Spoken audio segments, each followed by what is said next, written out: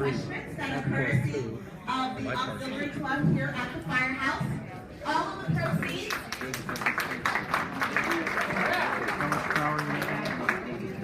proceeds go towards supporting this local volunteer fire department. So thank you very much for all of your donations this evening. We did have a few elected officials that did join us after we began, and so I do want to acknowledge them at this time. We have County Councilman Todd Turner, who represents the 4th. We have Derek Cooley, who is a member of the Prince George's County Democratic Central Committee. And we have Ms. Peggy Higgins, who's a former member of the school board here in Prince George's County.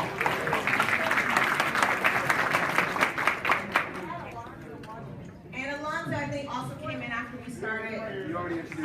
I'll say hi again. Say hi again. Okay, so without further ado, I know no one wants to hear me anymore, so I'm going to turn it back over to our moderator.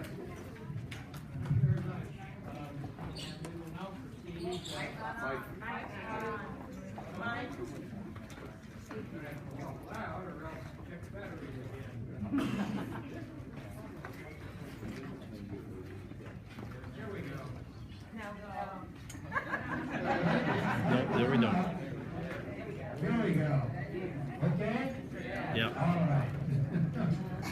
This time we will start with Congressman Chris Van Hollen. And the question concerns the debacle in the Middle East. The question is, what can we do in the Senate to move us closer to a stable solution to the crisis in Syria?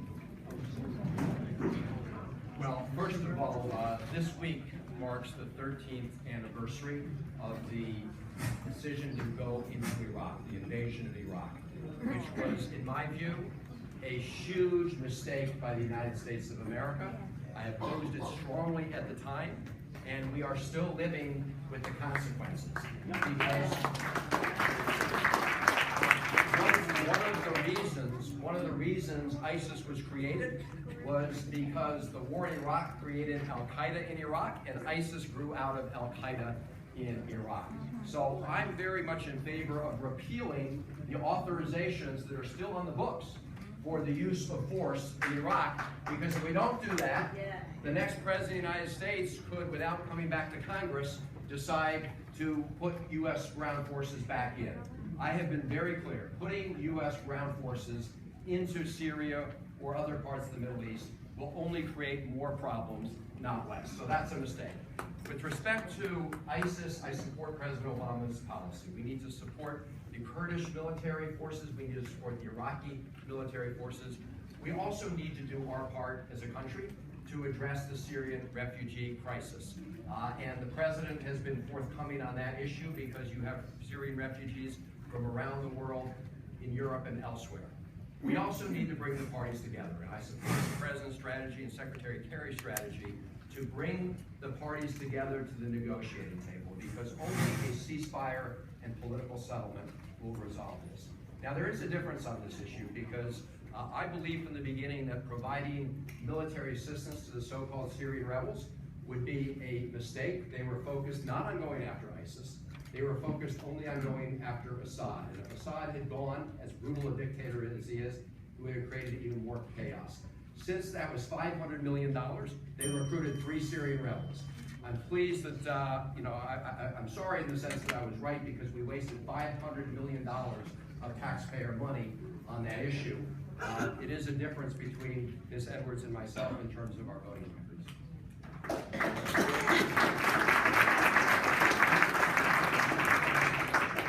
And Congresswoman Edwards.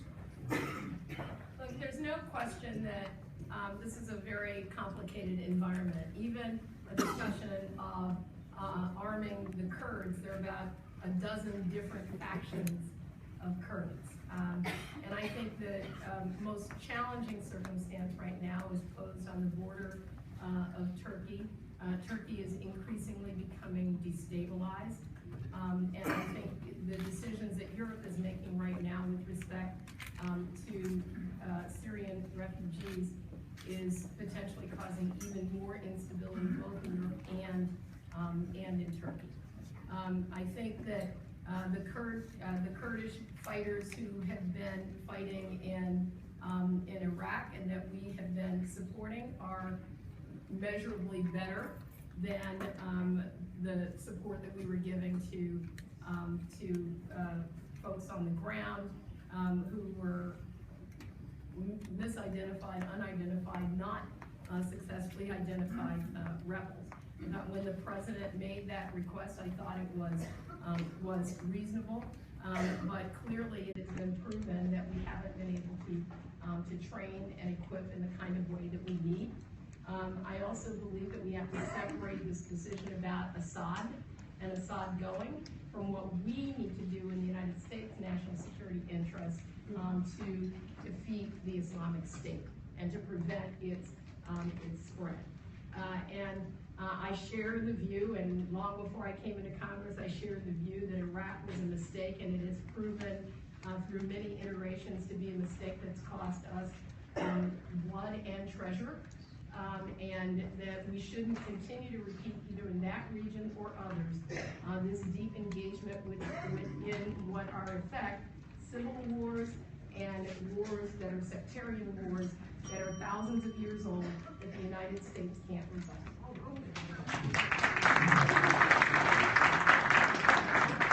Seconds reply. Look, we learned under George Bush, when George Bush was president, the folly of the idea that we're going to solve all our problems by use of force. American national security and American foreign policy needs to use force only as a last resort when our vital national security interests are threatened. We should not be sending American men and women into these places, putting ground troops in, unless our vital interests are at stake, and they weren't. We need to use all the tools, diplomacy, development. Those are the kind of foreign policy pieces that we need to have as part of a strategy that makes sense, not the Bush war first strategy, which got us into a huge mess, which continues to this day. And Congressman. I've supported as well a limited authorization for the use of military force. I didn't say I would vote for one, but I think the Congress ought to approve one that is appropriate to the fight that is taking place now. And it is not responsible, I think Congressman Holland shares this idea, it is not responsible for us to be operating off of an authorization for the use of military force that is several wars different and a decade old. I also believe that the most important way to use our foreign power is to use it smartly, and that is investing in the health and the education and the welfare of people who then have an investment in their own economies and are able then to be easily turned or swayed toward the more extreme elements in their respective countries. The next question concerns immigration reform. The question is, what would you do in the Senate to produce a more workable and just immigration program? And Congresswoman Edwards will answer first. Well, I think it's unfortunate that in the House of Representatives that this speaker nor the prior speaker would bring up a comprehensive immigration bill that actually passed out of the United States Senate, and if it were put on the floor of the House today, would pass. And so I would continue to be a strong supporter of comprehensive immigration reform that allows people to move successfully into citizenship, that recognizes that we have 11 million people who are here in the United States and they're operating in an underground economy that actually depresses wages in the economy for all of the rest of us as long as they are not brought above the covers. And I also, here in Maryland, I was very active in having community meetings all across Prince George's County in anticipation of the DREAM Act. And as a result of my work and others here in this county, Prince George's County delivered the largest vote for the DREAM Act of any county in our state of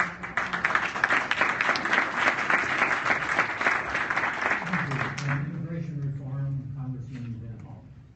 Well, thank you. Well, I share Congresswoman Edwards' support for a comprehensive immigration reform. One of the great tragedies in Congress over the last 3 or 4 years is while that bill passed the United States Senate, we never even got a vote in the House of Representatives. It would have passed if we had a vote. The president would have signed it. And I think the important thing about immigration reform is to let people know it's not just the right thing to do, it's the smart thing for all of us economically to do. For some of the reasons Congresswoman Edwards mentioned, but also because the Congressional Budget Office tells us that it will extend the life and solvency of the Social Security program. Why? Because more people will be in the economy working and paying Social Security taxes. So this is the smart thing to do. But beyond working to pass that legislation, we also need to work closely with the immigrant communities to make sure they have an opportunity to become part of our larger community and participate in the economic life and be able to come out of the shadows. And I am very pleased in this campaign to have been endorsed by Casa de Maryland, which is the largest immigrant rights group here in the state. And again, that's not a difference on voting record. We have the same voting record. What they've done is looked at our records and asked themselves which candidate will actually be able to achieve real results, both in terms of getting this legislation over the finish line, but also working with communities in individual cases, constituent cases, to prevent unjust deportations that break up families. And I've been directly involved in our office in preventing kids who are going to Maryland schools from having their parents deported and these families split apart. So it's important to work on the legislative end, but it's also really important to be working in the community. And I'm proud to have the endorsement of Casa de Maryland because of our work together in preventing these families from being divided from one another.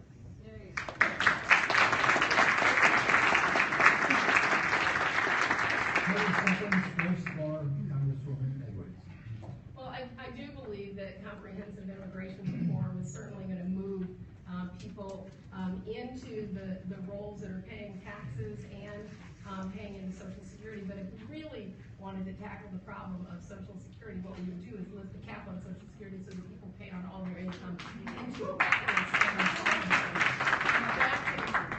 to immigration. I mean, look, I'm really pleased that we have the privilege as members of Congress of being able to directly serve people. I've hosted programs for immigrants in communities where we bring in our immigration services so that they can get direct services on the cases that have been held out for them. We did one just not that long ago over in Hyattsville so that people can be directly served and have their immigration problems addressed, connecting them with attorneys who can help them in difficult circumstances. And I'm proud of the work that we've done out of our congressional office to serve constituents so that they receive the benefits that they are entitled to, and to make sure that they are not either held unjustly or taken unjustly from their families and their communities. 30 seconds left for Congresswoman. Well, no, I would just say that, in addition to the legislative efforts, working at a constituent level is really important, because a lot of these families are afraid that if they come out of their shadows, someone will be deported. And that's why it's important to build that trust and have that constituent service operation. And we have a very good constituent service operation, not just dealing with immigration issues, but across the board when people were having mortgage foreclosures. And I will say, the Washington Post did indicate when they endorsed me in this race that Ms. Edwards, Congresswoman Edwards' constituent service operation was notorious, their quote, not mine, in terms of delivering constituent service. And that is an important part of this job when we're talking about trying to represent all Marylanders.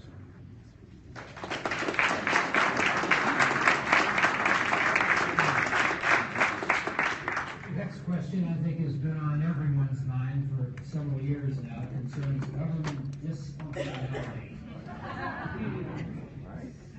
And the question is, what would you do in the Senate to improve the odds that our two major political parties might work better for the common good once again? And first to address this will be Congressman. Well, I said it in my opening remarks that we have to know where we're going to fight and where we're going to search for common ground. And I will fight to the end to protect the woman's right to choose. I've been leading the fight in the Budget Committee against the Republican efforts to defund Planned Parenthood. I will fight to prevent cuts to Social Security and Medicare. There are also areas where we've got to find common ground, because if we don't, in an era of divided government, it's the working people in this country who lose. So I have looked for opportunities and have succeeded in getting funds, for example, $150 million first-time federal funding many years ago to support the metro system so more people could go back and forth. I put in the New Start program for the Purple Line, which is going to be a great economic benefit to our entire region. I worked to get a historic amount of funds to help protect our Chesapeake Bay. Those were all done on a bipartisan basis. And I think if you look at my record, and people say, I'm somebody who looks for those opportunities to work with one another. There was a rating that came out that looked at last Congress. They looked at people's willingness to work on a bipartisan basis. You can go look at it. Ms. Edwards was ranked dead last among Democrats in terms of willing to work to find common ground on a bipartisan basis. So there are real differences. People ask in this campaign, yes, there are similarities in the voting records, but at the end of the day, it is important to get things done. Sometimes that means taking on the big fight, like we had to do to win the gun battle in Annapolis, and we're going to have to continue to fight to get economic progress on some of these issues and take on Wall Street. But there are also times when you got to find common ground to get stuff done, especially to help here in the state of Maryland, help in Prince George's County. We've got to be willing to do that for the people in Maryland. Otherwise, the people in Maryland lose, and people's confidence in the entire system is undermined. So, yes, let's take on the big fights when we have to, but let's look for common ground where we can. That's what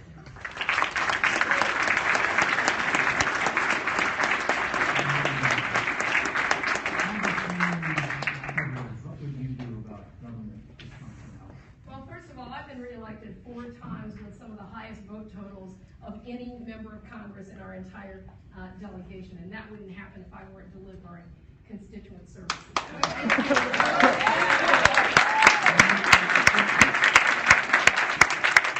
8,000 students have come through our college fairs, many of them first-generation students who would never have access to college otherwise. 656 cases solved over this last year. More than $5.4 million returned to constituents for Social Security benefits and disability benefits out of my office. And so I know what I'm doing there. And let me tell you about government dysfunction. Government dysfunction is when you have career politicians who really put themselves first because they want a byline or a headline and to get credit for something. Let me tell you how I work. I work to pass a bipartisan authorization for NASA that included $600 million that was not cut from Earth Science, which is a lot of the work that we do here in Maryland, saving 5,000 jobs at least in our state. And I did that with a Republican from Mississippi that I don't have anything else in common with. And it passed without a single no vote out of the House.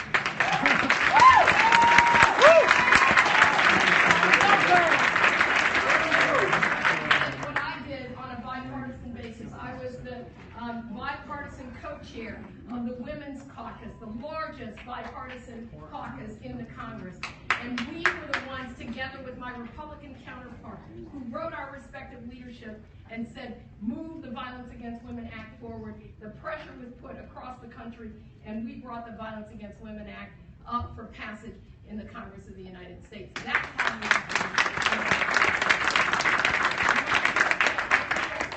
we lastly, the other way that you work in a bipartisan fashion is that you don't compromise your principles and your values just because you get a headline or put your name on something.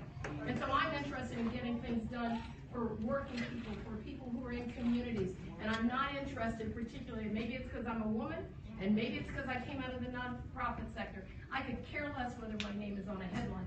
That's right.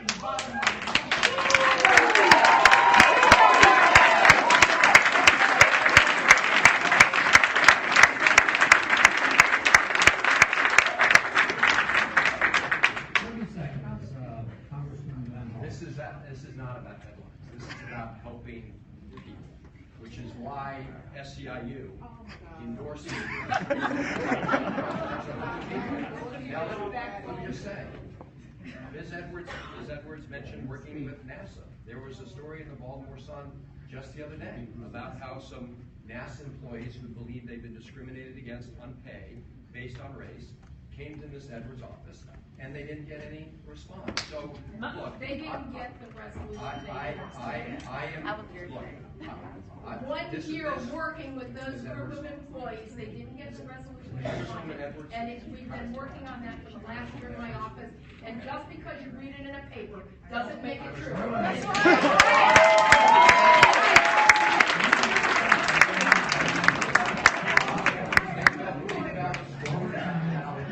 As did others, they felt strongly about it in this campaign. They felt that they did not get the As a respect former they deserved. employee over at NASA, I know a little something about it. All right. I think we've now come to the next one. This is where when it comes on clean speakers, And by the way, I should have mentioned in the second session, these are summaries of questions that were provided by members of the audience. And this one concerns our veterans. With many cuts in our budget, which we've already had, and perhaps something can be done about that as time goes on, how do you see us preserving the benefits of our veterans, which have already suffered a great deal during the last many years since Iraq? And let's see, this is our fourth question, so I believe this brings us back to you, Congresswoman Edwards. The rights of veterans. My father served 30 years in the United States Air Force. Honorable. My brother is no longer alive. I take very seriously the services that we deliver to our veterans, that we make sure that we do that in a way that respects their service. In my office, I've made certain that we prioritize veteran services. General Hawkins still in here. I'm proud to have his support and the veterans who are here with me, Veterans for Donna, because you know that I place as a priority in my congressional office, and I'll place it in the Senate office, supporting and serving veterans, making sure that the veteran services actually work both for men and for women, an increasing number of women who find themselves without services, making sure that we have the mental health services that ought to be delivered to our veterans, and that they're able to get service where they live and near where they live, so they aren't traveling great distances for those.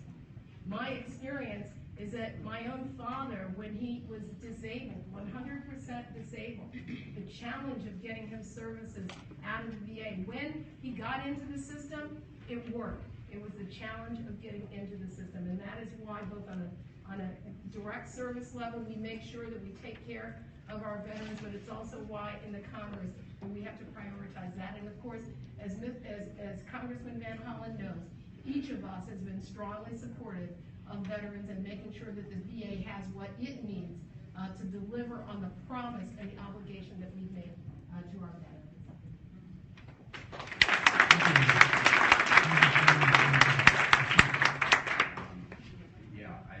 Congresswoman Edwards is right.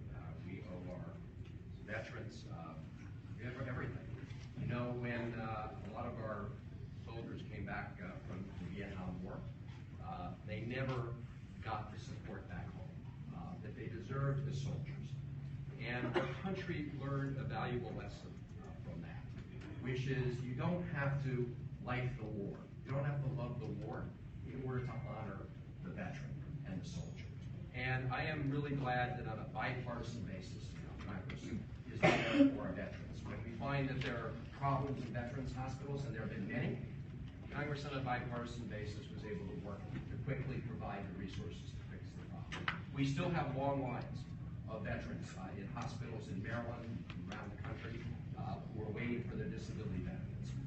We're working very hard to try and change that. We have a big problem with suicides among veterans. I'm pleased in the part of the area I represent right now, working with our county executive, Ike Leggett, we were declared free of, in terms of homeless veterans and we've reduced the suicide rate dramatically.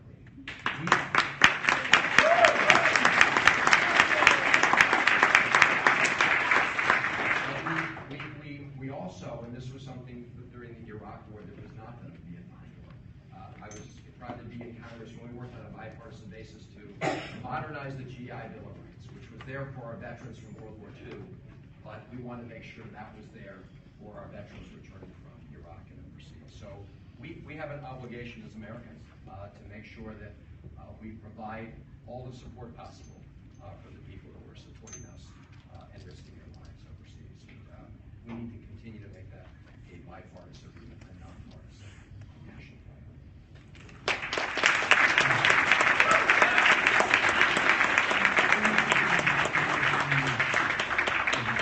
On a very practical level, when I first came into Congress, a lot of our veterans in the 4th Congressional District complained that they had to drive long distances in order to get service. And I'm proud to have been part of the team that opened up a veteran service clinic right across the street from Andrews Air Force Base, Joint Base Andrews.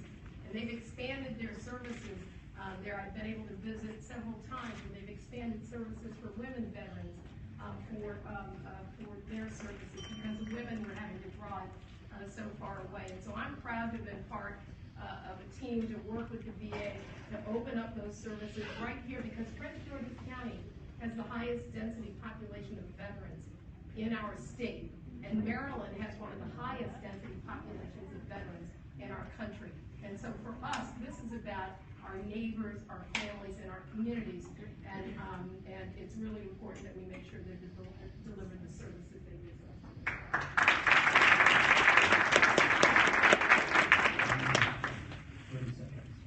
No, I find unanimous agreement on the importance of providing support.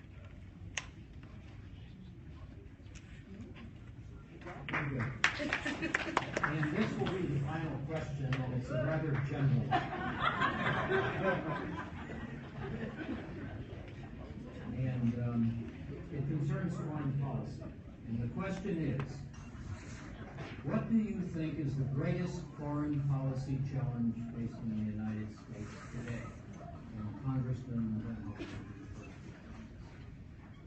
Well, we have lots of foreign policy challenges facing us today. I would say that the threat from ISIS does pose a real risk to the United States of America, which is why I support President Obama's policy of going after ISIS in terms of providing support to the Iraqi military and the Kurdish forces, because we've got to stop and then roll back and ultimately destroy ISIS. And I think we need to do that with the help of our allies. But I think the other thing we need to focus on when we discuss national security policies and challenge is to make sure we're strong right here at home. We need an economy where everybody can share in the prosperity of this great country. We not only need economic growth, but we need to make sure it's economic growth that is more equally shared, which is why I believe we've got to move forward on a fundamental plan that includes some of the things I mentioned earlier. Raising the minimum wage, equal pay for equal work, but also restructuring our tax code so it no longer creates incentives for American companies to move jobs overseas. We need to change that so they're investing here at home and making America strong, because the stronger we are at home, both economically and in terms of making sure everybody has a stake in our success, the stronger we are at home, the more we will be strong overseas. And I've always believed that it's not just the power of our military you look at, it's the power of our example. And we have stood overseas as a country that provides an idea of an opportunity. And what we all know is that we also have to perfect that ideal here at home. Sometimes we put forward a face overseas about the country that stands for equal rights and equal justice, equal opportunity, when we're not doing that right here at home. So that is our unfinished business right here, really meeting the promise of America. That will make us stronger everywhere around the world.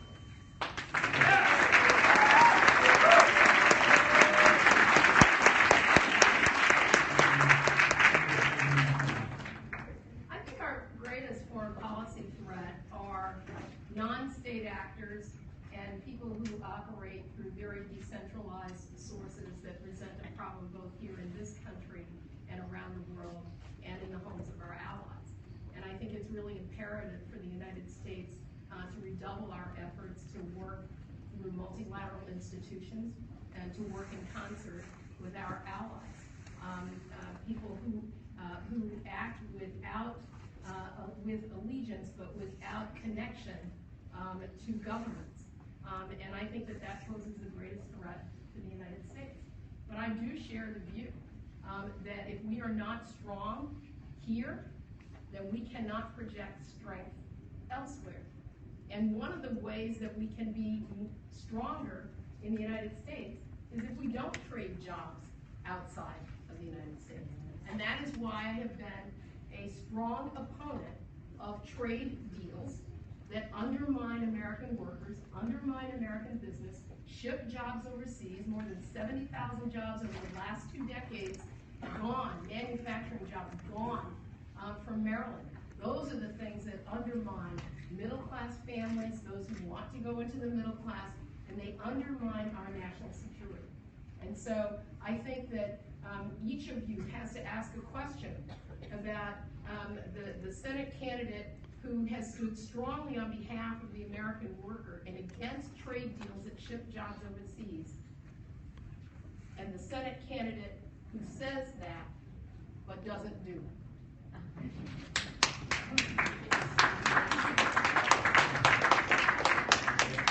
Each has 30 seconds, the Congressman.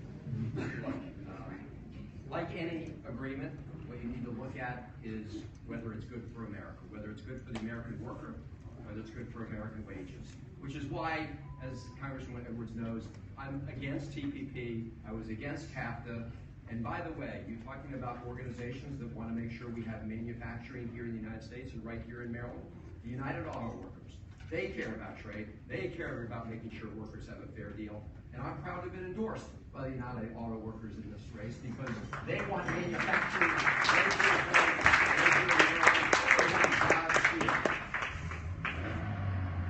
30 seconds. And again, one of the reasons that the machinists and the Teamsters and the hotel workers and the food and commercial workers and many others have stood by me is because I've stood by them when it comes to protecting American jobs. For the last 3 years, I've been at the helm of the fight in the Congress against Trade Promotion Authority and the Trans-Pacific Partnership. Meanwhile, Congressman Van Hollen has voted for 9 of the last 11 trade deals. And so I can't figure out what it is that he doesn't like about these trade deals that would make them an exception.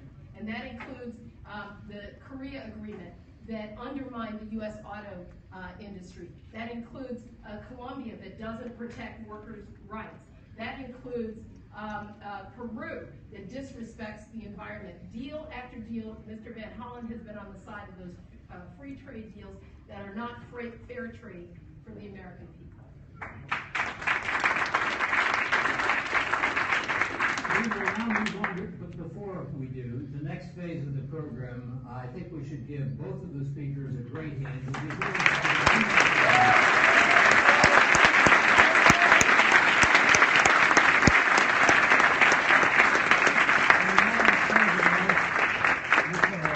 Does have a few remarks to make before we get to the closing. Okay, just before you hear the closing, we have a few announcements. One, I forgot to mention my colleague Faye Martin Howe, who's also on the Democratic Central Committee here in Fletcher, Wisconsin. I want to take a point of privilege to thank my board members for the Roosevelt Club who are here. Conrad Hurling, who's my executive vice president, Kate Payton, Joyce Fitzgerald, Daryl Pennington, who also are my vice presidents, Keith here, who is our minute taker and also my recording secretary, Ryan Bradley, who is our corresponding secretary, Austin Henry, my treasurer, and Lynn and Bob Doyle. Bob is our chair of membership, and Sarah, who's also in charge of our programming and our hospitality committee. And so I want to thank them all for all of their hard work. Two other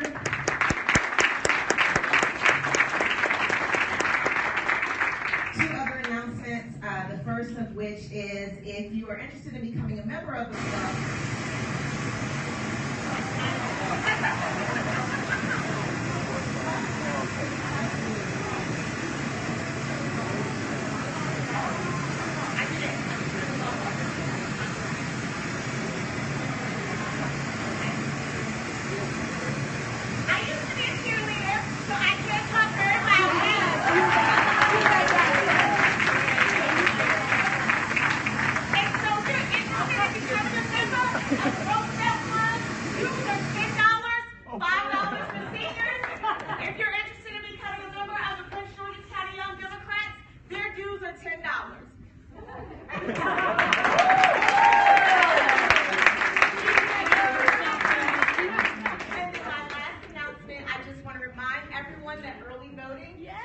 April the 14th and runs through April the 21st, and then election day is April the 26th. Nicole, could you also thank Leah and Rob?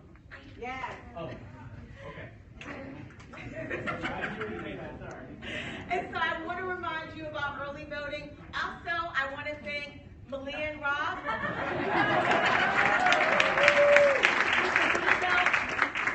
Television, they have provided the sound support today. They have done an amazing and phenomenal job, and I know I owe them 3 times more than what I'm currently paying. And so I also want to thank Laura for providing the sign interpretation this evening for those who are hearing impaired. Thank you. And last but not least, our host facility, the Greenbelt Volunteer Fire Department.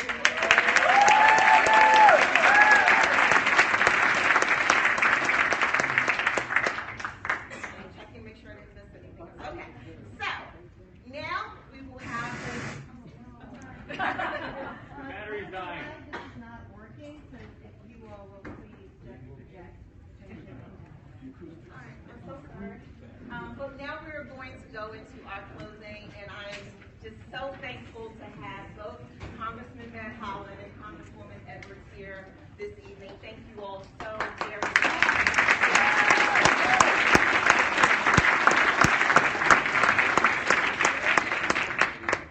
All right, we are closing now. Each of our superb candidates will have 2 minutes to make a closing statement.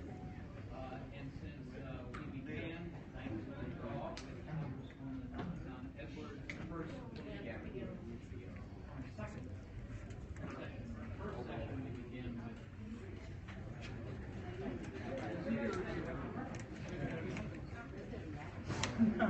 So on that basis,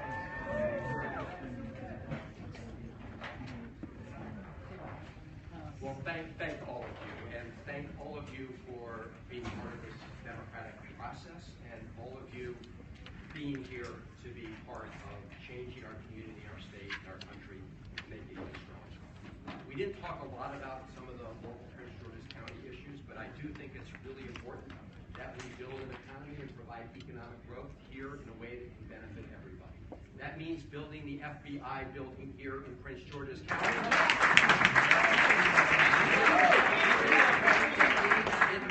It means making sure that we complete the Purple Line, and it requires that we make sure that we do both those projects in a way that hires locally and makes sure that small businesses and minority-owned businesses and women-owned businesses can participate in those important investments. Now, I know Ms. Edwards likes to dismiss some of the so-called endorsements, but I think it's relevant that the county executive, Rashawn Baker, has said that the person who can get stuff done working with Prince George's County would be me in this race, because at the end of the day, it's about delivering results. So I'm proud to have the county executive's endorsement. I'm proud to have the support of Senator Pinsky and Delegate Tawana Gaines and Councilmember Turner, because these are people who have understand how the candidates work and operate. And it's not a matter of differences in votes. It's a matter of being able to roll up your sleeves and deliver results. Because when I think about Senator Mikulski, I think about somebody who cares about every part of the state, but is also impatient to get things done. I'm impatient to get things done everywhere in the state of Maryland. I would be proud to have the opportunity to represent the state and work with everybody here in Prince George's County to continue to make this county a wonderful, special place where everybody can succeed. Thank you all for being part of this.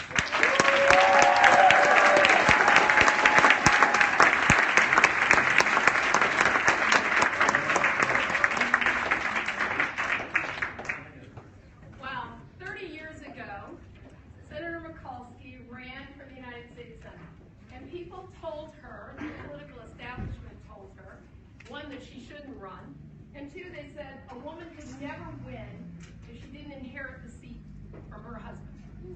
And Senator Mikulski, just not very long ago, she said, 30 years ago, they told me that I didn't look the part. And now the part looks like me. On April 26th, we have an opportunity to make history again and to continue our fight for working families and build on Senator Mikulski's great legacy. We have an opportunity to build on a legacy of fighting for that young black woman who makes 64 cents on the dollar compared to the men she works alongside. We have an opportunity to make history for the young man who committed a mistake and he's paid his debt to society and he needs to rebuild his life and he wants to. We have an opportunity to make a difference for our small and our minority and our women-owned businesses that really want to make a contribution to our community because they hire in our community.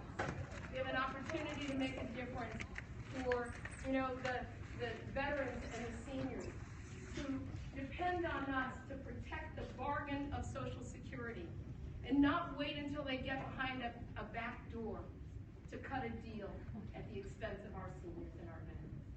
We have an opportunity to make a difference on April 26th. I am asking you for your vote. I have lived in this county for 30 years. I've raised my son, who's now 27, here in Prince George's County. And I believe that our perspective, a different perspective, is needed in the United States Senate. And I will say, in closing, we have 100 senators. We have 20 women. Senator Mikulski was the first one on her own. And we have one woman of color in the United States Senate. And as I wear this necklace with Sojourner Truth and with Harriet Tubman, I'm reminded of the great history and heritage of our state. And it's important for every voice to be at the table. And when every voice is at the table, we will make a whole bunch of different kinds of decisions because we make better decisions when all of our voices are heard. Thank you very much.